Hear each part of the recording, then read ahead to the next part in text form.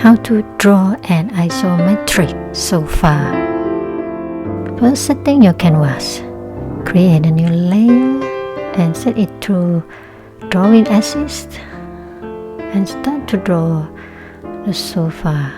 Kind of you sketch it first and then you can erase the part, the lines that you don't want.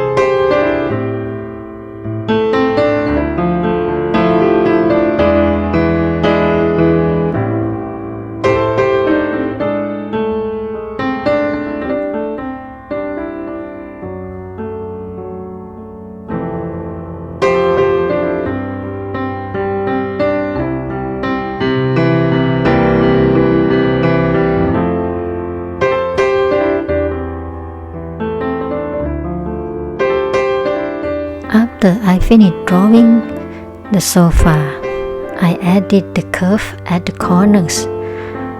You can do it. Okay, it's done.